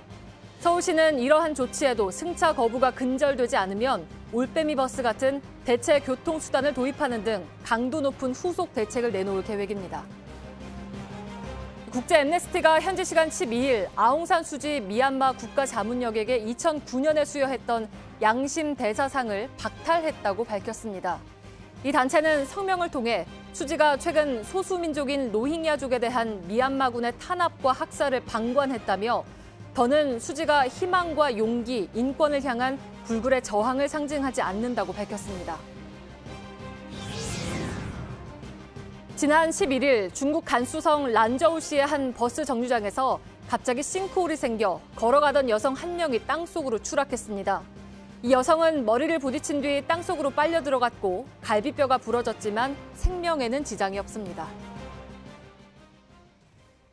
가슴 뛰게 했던 가을 야구가 SK의 우승으로 막을 내렸습니다. 최정의 9회 동점 홈런, 한동민의 연장 13회 역전 홈런, 또 마지막을 장식했던 김광현의 시속 154km 직구까지 한국 시리즈 뒷이야기는 오늘도 계속됐습니다. 온누리 기자입니다. 이젠 끝났다 싶을 때 터져나온 홈런들. SK 최정은 9회 투아웃에 또 한동민은 연장 13회 투아웃에 깜짝 놀랄 홈런을 쏘아올렸습니다. 강렬한 홈런만큼이나 13회에 마운드에 오른 김광현의 피날레도 이야깃거리를 남겼습니다. 두산 양의지에게 시속 154km 공을 뿌리며 공 3개로 잡아낸 삼진. 그리고 박건우는 뚝 떨어지는 슬라이더로 마무리했습니다. 5시간을 훌쩍 넘는 경기를 끝낸 뒤 두 팔을 번쩍 든 세리머니는 8년 전 우승 장면과 오버랩됐습니다. 2010년 우승했을 땐 포수 박경환에게 꾸벅 인사했는데 이번엔 뒤돌아 야수들을 바라봤습니다. 김광현의 세리머니는 한 시즌 함께 해준 동료들을 향한 감사 인사로 받아들여졌습니다. 한국 시리즈 길을 열어준 플레이오프 마지막 경기의 끝내기 홈런. 한동민은 한국 시리즈에서도 첫 홈런과 마지막 홈런을 터뜨렸습니다. 홈런은 한국 시리즈의 모든 셈법을 흔들어버렸습니다. 8년 만에 우승한 SK. 힐만 감독은 외국인 사령탑 최초로 정상에 올랐습니다. 미국의 가족 때문에 일찌감치 이별을 예고했던 힐만 감독에게도 최고의 선물이었습니다. JTBC 온누리입니다. 네, 사이클 금메달리스트 이민혜 선수가 어제 백혈병으로 세상을 떠났습니다. 올림픽과 아시안게임에서 앞만 보고 달렸던 사이클리스트의 쓸쓸한 죽음. 금메달을 땄을 때 쏟아졌던 세상의 관심과 달리 2년 넘게 이어진 투병기는 최근에야 알려졌습니다. 강나현 기자입니다. 백혈병을 이겨내고 꼭 다시 입겠다던 운동복이 영정사진 아래 놓였습니다. 33살의 사이클리스트 이민혜는 더 이상 달릴 수 없게 됐습니다. 초등학교 6학년 때 시작된 운동선수의 길. 앞만 보고 달렸고 3번의 아시안게임과 2번의 올림픽에 태극마크를 달고 나섰습니다. 아시안게임에선 금메달 2개를 포함해 모두 7개의 메달을 따냈습니다. 2년 전엔 체육 훈장도 받았습니다. 그러나 2016년 8월 백혈병이 찾아왔습니다. 다시 자전거를 타겠다는 의지로 견뎌냈습니다. 그래도 운동선수라면 왜 올림픽 메달 아닐까? 하지만 투병 과정은 쓸쓸했습니다. 더 이상 국가대표가 아니라는 이유로 체육회의 관심에서 멀어졌습니다. 운동선수가 상해가 아닌 질병에 걸렸을 때 지원해주는 제도가 없어 경제난에 시달렸습니다. 몸을 쓰는 운동선수라면 늘 건강할 것이라 생각하지만 정작 질병이 찾아왔을 때 도움받을 길은 부족합니다. 운동선수들은 훈련이나 국제대회 도중 중증 장애를 입거나 사망했을 때만 체육 유공자 자격을 받을 수 있습니다. JTBC 강나현입니다.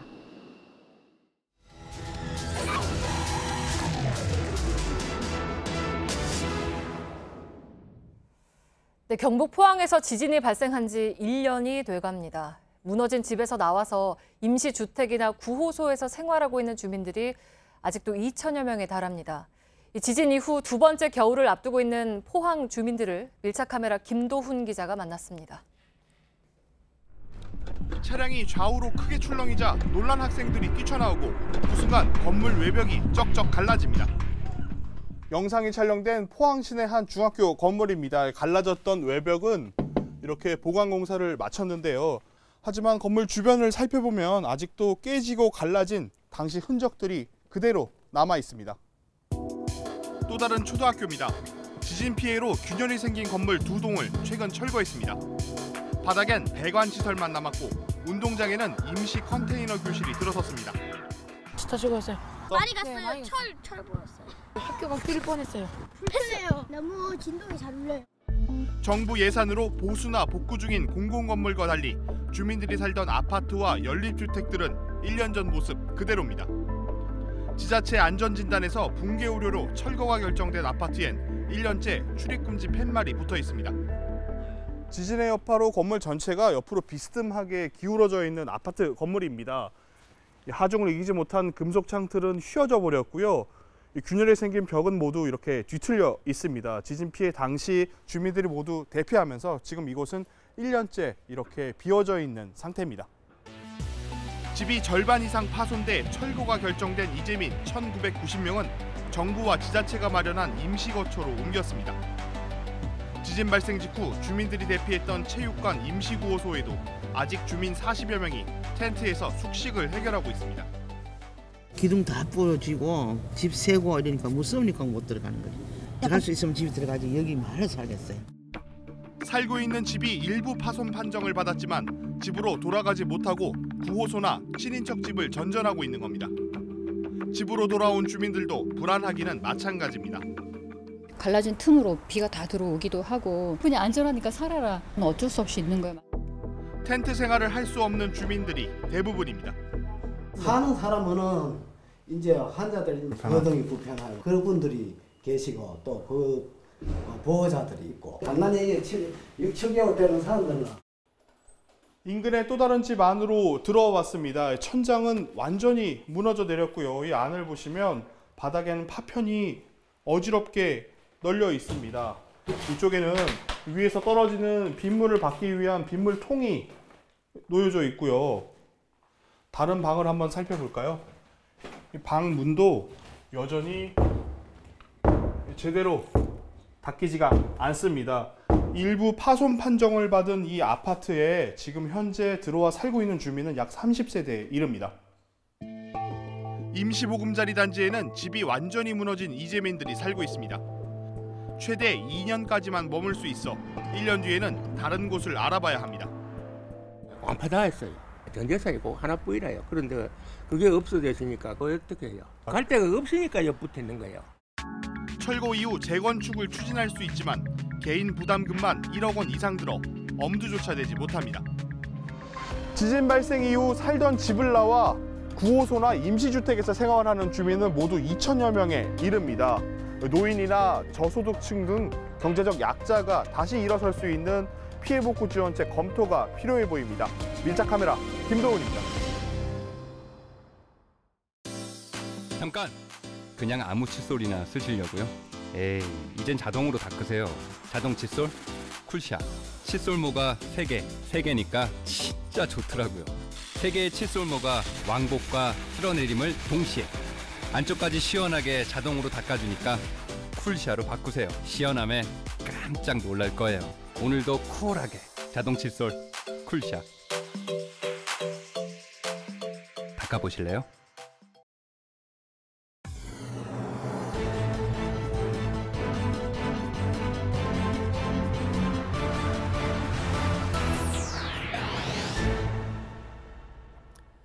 뉴스룸의 앵커 브리핑을 시작하겠습니다.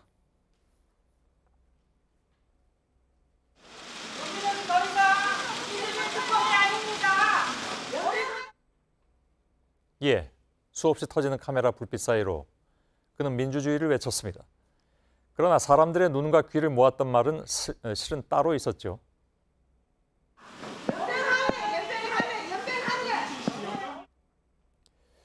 굳이 그 욕설의 사전적 의미를 풀어보자면 글쎄요, 장티푸스를 앓고 있네? 혹은 전염병에 걸렸네? 정도가 될까? 결코 방송엔 적절하지 않은 단어였지만 모두는 까닭모를 카타르시스를 느꼈으니 욕은 적재적소에 잘 사용된 셈이었습니다. 굳이 욕의 사회 심리학을 동원하자면 아마 그 정도의 해석이 가능하다는 얘기입니다. 그렇다면 이런 욕은?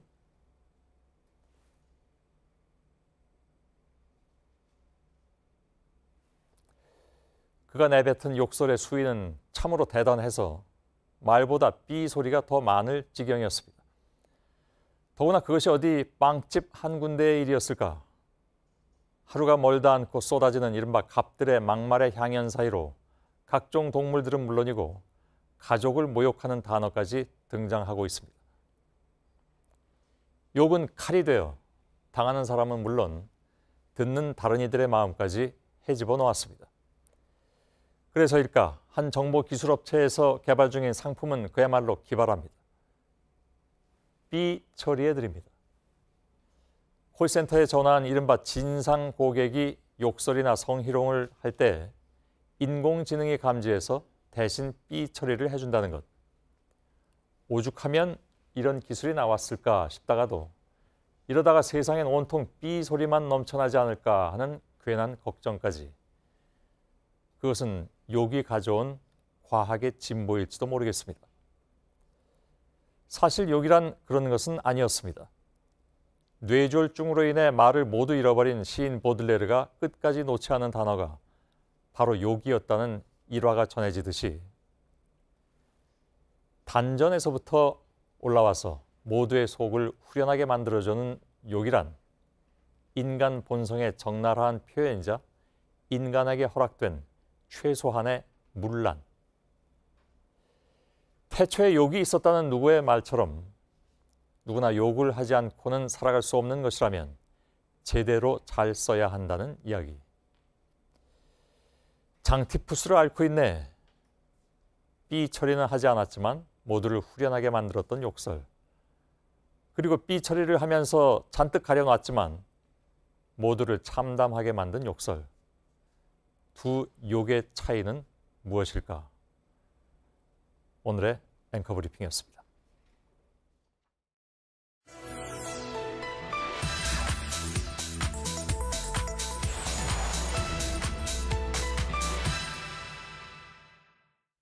네, 오늘 팩트체크팀은 문서 2개에 담긴 주장을 확인했습니다. 한국유치원총연합회가 최근 발표한 입장문 한부와 국회에 보낸 공문 한부입니다.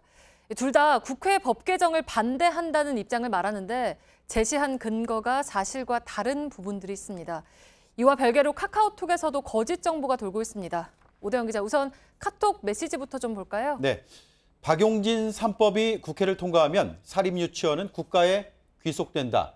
볼펜 한 자루도 긴급하게 살 수가 없다. 이런 내용이 퍼지고 있습니다. 네. 하지만 실제 법안 내용은 그렇지가 않습니다. 원비를 교육 목적 외에 부정하게 쓰지 못하게 하자는 것이 주된 내용입니다. 교육용이냐 아니냐를 엄격히 나누자는 것이지 볼펜 한 자루를 사는 것 자체를 국가가 감시하고 통제하자는 것이 아닙니다. 네, 그러니까 국회에서 법을 개정하자는 논의가 나오는 것에 맞춰서 이런 거짓 정보가 지금 돌고 있는 건데 한유총이 공개적으로 밝힌 입장문에도 사실이 아닌 부분이 있다면서요? 네, 문건을 직접 보겠습니다. 대법원 판례를 포함해서 법원과 검찰의 선례가 건립에 투입된 사죄의 범위를 현저히 초과하는 것이 아닌 이상 설립자의 원비 회계 전출을 차입금 반환으로 보았다.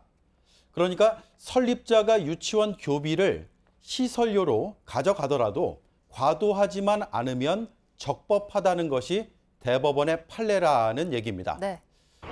이런 판례는 존재하지 않았습니다. 오히려 교육에 직접 필요한 용도가 아닌 다른 용도에 사용하였다면 불법이라는 것이 대법원의 판단입니다. 네, 그러니까 사법부는 교육 목적에다가만 써라 이렇게 판단을 해왔다는 건데 그러면 이번에는 국회에 보냈다는 공문을 좀 보겠습니다. 사유재산 침해다 이런 주장이 또 나왔죠? 네, 좀 더 구체적으로 보겠습니다. 두 가지 주장인데요. 사유재산인 건물과 토지에 정당한 대가를 받지 못한다. 그리고 국공립 원생에 비해서 지원이 부족해서 평등권을 침해한다고 되어 있습니다. 일단 건물과 토지가 설립자 재산인 것은 맞습니다. 그러나 사립학교를 운영하는 동안에는 사유재산권이 제한될 수 있다는 것이 헌법재판소의 결정입니다. 네, 그러니까 사립유치원도 법적으로는 사립학교로 분류가 돼 있잖아요. 네, 물론입니다. 문서 하나를 제가 보여드릴 텐데요. 네. 사립유치원이 인가를 받을 때 교육청에 반드시 제출하는 문서입니다. 네. 유치원 재산에 관한 각서입니다. 유치원 시설물로 쓰는 동안에는 재산권 제한을 감수하겠다는 서약서입니다. 네, 그러니까 이렇게 설립을 신청할 때는 약속까지 했는데 회계 감사를 좀 강화한다고 하니까 다른 주장을 하고 있는 거죠. 그렇습니다. 이 밖에도 국공립과 사립의 지원금 차이가 크다라는 주장을 하면서 평등권 얘기를 하고 있습니다. 일단 지원금을 직접 비교하는 것은 불가능하다는 것이 교육부의 설명입니다. 한유총은 정부의 지원금이 국공립 월 134만 원, 사립 58만 원이라고 주장합니다. 네. 그런데 저희가 확인해 보니까 정부 지원 교육비는 원화 1인당 국공립 6만 원, 사립 22만 원이었습니다. 그리고 방과 후 과정비도 사립이 좀 더 많았습니다. 교사 1인당 처우 개선비, 학급당 운영비는 사립에만 있습니다. 규모와 지역에 따라 또 다릅니다. 반면에 국공립 유치원의 경우에 정부가 시설비와 인건비 등을 지원합니다. 무엇보다도 이를 통해 사립유치원이 차별을 받았다고는 볼 수가 없습니다. 2006년에 헌법재판소는 지원 차이만으로 불합리한 차별이라고 보기 어렵다고 결정을 내린 바가 있습니다. 네, 팩트체크 오대영 기자였습니다.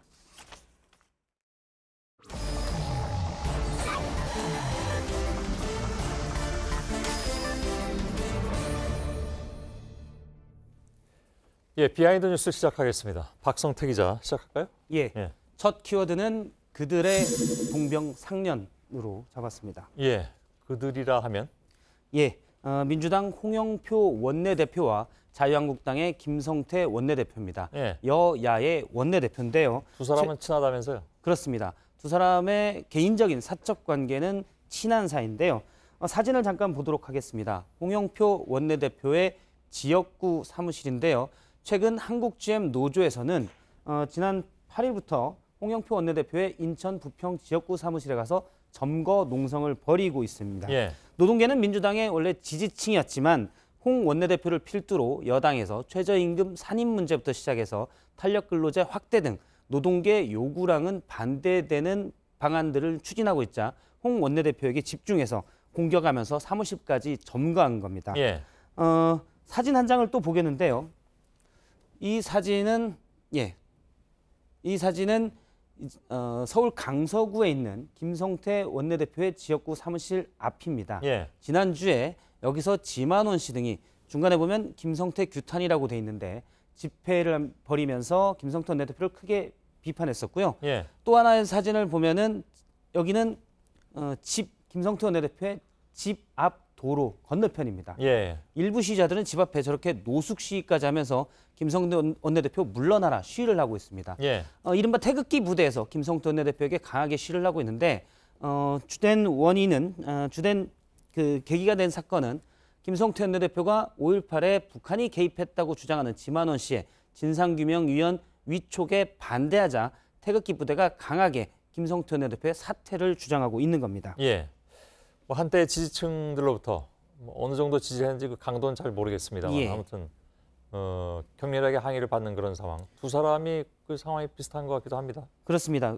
여야 원내대표가 국회에서는 현안마다 부딪혔지만 지금 상황은 어떻게 보면 비슷한 상황인데요. 예. 이 때문에 오늘 국회에서 김성태 원내대표가 반대편에 홍영표 민주당 원내대표를 두둔하기까지 했습니다. 직접 들어보겠습니다. 예. 홍영표 대표 지역구 사무실에 GM 노조원들이 정치 세력화의 모습은 노동운동의 본질을 벗어난 지. 예. 상황은 비슷하지만 좀 더 보면 원인은 약간 다릅니다. 그러니까 김성태 원내대표의 경우 당의 중도 보수 노선을 지향하고 있는데 아무래도 극우인 지만원 씨 등과 선을 긋고 향후 전당대회 등을 감안했을 때 일부 강경 친박과는 좀 견제해야 된다. 이런 시선이 깔린 것으로 보이고요. 예. 반면에 민주당 홍영표 원내대표의 경우 여당 원내대표이기 때문에 입법 과제가 많아서 노동계에 끌려다니면 안 된다라는 인식이 작용하고 있는 것으로 보입니다. 예. 홍영표 원내대표는 그 GM 노조 전신인 대우자동차 노조 출신이기도 하잖아요. 예, 그렇습니다. 예. 알았습니다. 두 번째 키워드는요? 두 번째 키워드는 해명과 대변으로 잡았습니다. 예. 이거 어떤 말입니까?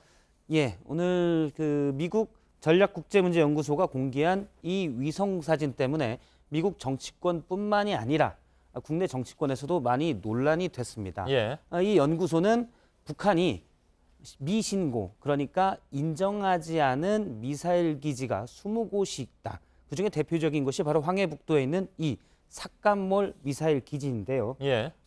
이렇게 이제 공개를 하면서 미국 내에서도 트럼프 대통령이 기만당했다라는 얘기도 있었고요. 국내 정치권에서도 그건 트럼프가 한 얘기가 아니라 미국 조야에서 그런 얘기를 한다 그런 얘기죠? 그렇습니다. 예. 트럼프 대통령이 북한에 기만당했다라는 뉴욕타임스의 보도가 있었는데요. 예. 이에 대해서 청와대가 오늘 이 내용에 대해서 브리핑을 했는데 김의겸 대변인이 북한이 기만한 적이 없다. 그리고 단거리 미사일 폐기나 기지 폐기를 약속한 적도 없다라고 밝혔습니다. 예. 그러니까 국제전략문제연구소의 지적과는 내용이 다르다는 겁니다. 그러자 기자들이 그러면 앞서 보았던 삭간몰 기지에서는 단거리나 중거리 탄도미사일을 발사를 하는데 이는 완전한 비핵화에서 제외되냐라고 묻자 이 문제는 여러 조처를 취하고 있는데 긴 과정에서 논의해야 될 문제다. 이렇게 답변을 했습니다. 예. 그러자 야당에서 김의겸 청와대 대변인이 북한 대변인이냐 강하게 또 비판을 했습니다. 예. 김의겸 대변인의 해명은 맞는 건가요? 예, 앞서 보도에 나왔지만 이 삭감몰 미사일 기지는 이미 공개가 됐습니다. 2016년 3월 10일 당시 북한이 동해상으로 미사일을 발사했는데요. 예. 당시 합참 기사에 보면 이게 2016년 3월 기사인데요. 황해북도 삭감몰 일대에서 동해상으로 탄거리 탄도미사일을 발사했다라고 우리 군도 알고 있는 바고요. 예. 이후에도 삭감몰 기지는 여러 차례 언론에 나왔고 사진 한 장을 더 보면 당시 다음 날 김정은 국무위원장이 이 삭감몰 기지에서 미사일 발사 잘했다. 뭐 이런 식으로 사진을 찍는 것도 노동신문에 보도된 바가 있습니다. 예. 그래서 내용은 맞는데 전문가들은 이제 미국이 또는 미국 내 일부 세력이 북한을 압박하거나 또는 트럼프 대통령의 북한 정책을 압박하기 위해서 의혹을 확대하는 것이다. 이렇게 해석하고 있는데 알고 있었으면서 처음 아는 사실인 것처럼 얘기하는 것 아니냐? 그렇습니다. 미국 쪽에서? 예. 그런 얘기겠죠. 예, 미국 정부가 북한을 압박할 수도 있고 또는 트럼프 대통령의 북한 정책에 반대하는 사람이 압박하기 위해서 의혹을 풀는 그런 걸로 해석이 나오고 있는데요. 청와대 입장에서는 이 논란이 커지자 좀 강하게 대응을 한 겁니다. 그런데 이제 김의겸 대변인의 표현이 좀 강했다는 지적이 오늘 브리핑에서도 기자로부터도 나왔었는데요. 단거리 탄도미사일도 핵무기 등의 운송수단이 될 수 있기 때문에 폐기를 약속한 적이 없다는 것을 강조하기보다는 폐기를 위해서 노력해야 한다는 점을 강조했어야 되지 않느냐 이런 지적이 나왔습니다. 예, 알았습니다. 예, 세 번째 키워드는요? 세 번째 키워드는 장관의 짝퉁 시계로 했습니다. 누군가요? 장관급인 최종구 금융위원장이 얼마 전에 국회에 나왔을 때 시계가 좀 주목을 받았습니다. 동아일보 오늘 보도인데요. 좌측 사진에 보면 손목에 찬 시계가 있고요. 세 번째 사진에도 시계끈의 모습이 나옵니다. 그 다른 사진들은 이른바 바로 시작되는 스위스 명품 시계 사진인데요. 사진을 비교해 보니 스위스 명품 시계와 똑같은 시계를 고위공직자인 최종구 금융위원장이 차고 있다라는 걸로 국회 내에서 좀 수군거렸습니다. 그러자 해당 매체가 취재에 들어갔고 취재 내용을 안 최종구 금융위원장이 직접 매체에 전화를 해서 저 시계는 명품 시계가 아니고 2007년쯤에 캄보디아 관광 갔을 때 길거리에서 $30에 산 짝퉁 시계다라고 해명을 했습니다. 그러자 시계 11년 동안 저 시계가 잘 맞아서 오랫동안 차고 있었다고 최종구 위원장은 얘기를 했는데요. 정치권에서 반응은 짝퉁 시계가 11년 동안 과연 어떻게 맞느냐라는 시각도 있었고요. 맞을 수도 있죠, 뭐. 요즘 짝퉁을 무시하냐라는 반응도 있었습니다. 그리고 일부에서는 고위공직자긴 하지만 최종구 위원장이 뭐 수천만 원짜리 명품 시계를 사거나 또는 받을 사람이 아니다라는 반응도 나왔었습니다. 이게 그렇게 논란거리인가요? 사실 들으면서도 좀 그렇게 하네. 궁금하네요. 사실 뭐 시계가 어쨌든 보도에 나면서 오늘 정치권에서 계속 얘기가 있었고요. 오늘 민주평화당은 논평까지 냈습니다. 이걸로요?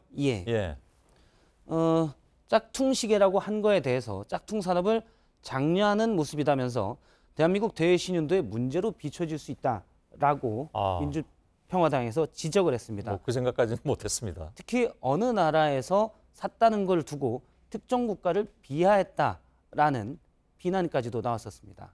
아, 그래요? 앞서 이제 제가 국가를 밝히긴 했는데 그런 지적까지 나왔고요. 그래서 또 오늘 많은 사람들이 국회에 출석한 최종구 위원장의 손목을 지켜봤는데요. 해당 시계는 없었습니다. 그랬겠죠, 뭐. 안 차고 나왔겠죠. 알겠습니다. 박성태 기자였습니다.